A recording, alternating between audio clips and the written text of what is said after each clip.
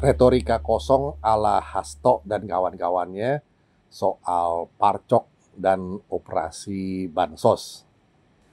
Mengherankan memang, kok gampang sekali menuduh ada parcok dan operasi bansos besar-besaran untuk memenangkan kandidat yang diusung atau didukung Koalisi Indonesia Maju, KIM. Kita berpikir logis saja, andaikan misalnya saja Jenderal Listio Sigit memerintahkan aparat kepolisian itu memihak paslon tertentu, niscaya lawan-lawannya sudah porak-poranda, hancur lebur di seluruh Indonesia, merata.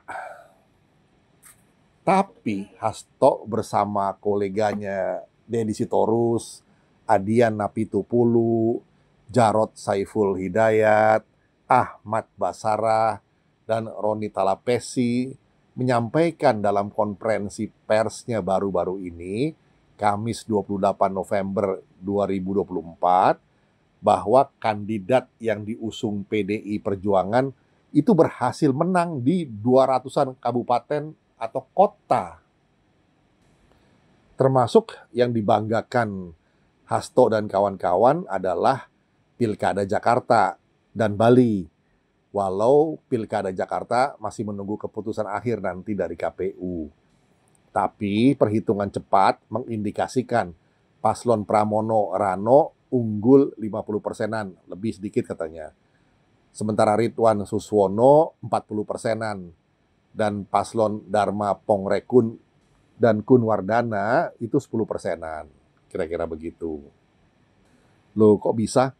Di daerah yang PDI Perjuangan diindikasikan menang, katanya ada 200-an wilayah lebih, bisa dibilang tidak ada operasi bansos dan campur tangan partai coklat, tapi sisanya ada operasi masif bansos dan campur tangan parcok atau oknum-oknum kepolisian.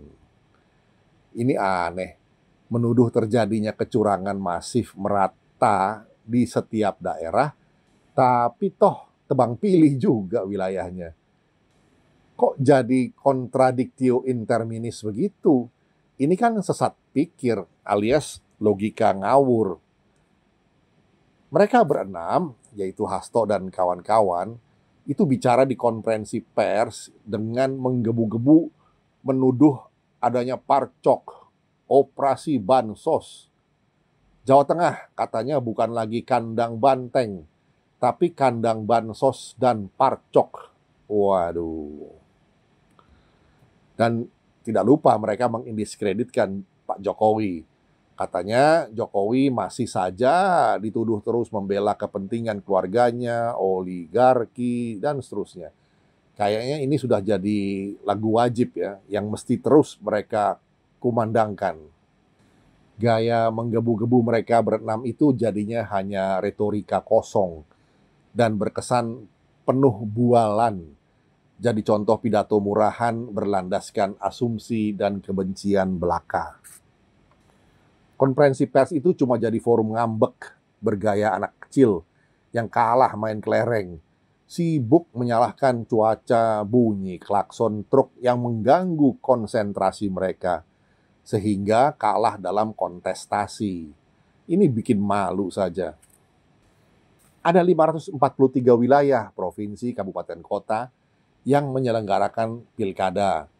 Sedari awal pasca Pilpres, pihak Prabowo Subianto itu sudah kasih signal pada PDI Perjuangan untuk bergabung dalam koalisi.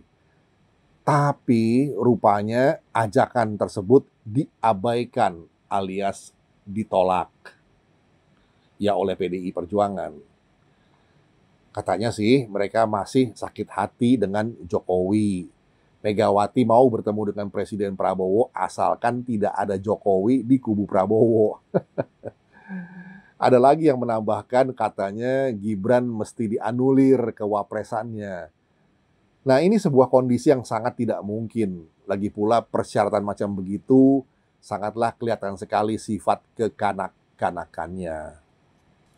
Tapi itu semua cuma katanya, kabar burung yang diyakini kebenarannya oleh sementara pihak.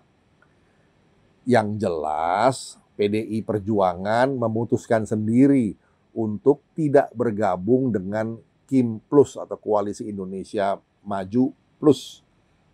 Walau di beberapa daerah tetap saja ada koalisi atau mereka berkoalisi dengan parpol anggota Kim Plus sesuai dengan kondisi unik di setiap daerah.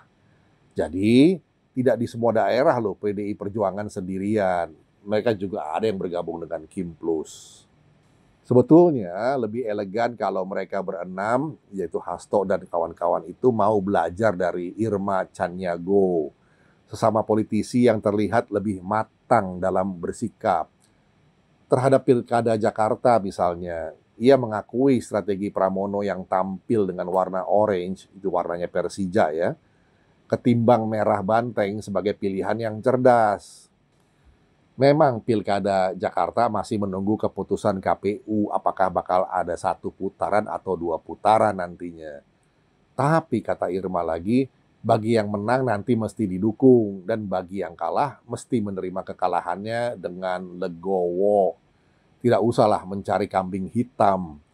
Lebih baik introspeksi diri, itu lebih bermanfaat ketimbang ngambek kayak anak kecil di depan kamera TV atau podcast. Sebagai penutup, kita dengar kata-kata dari Pak Joko Widodo tentang pilkada kali ini.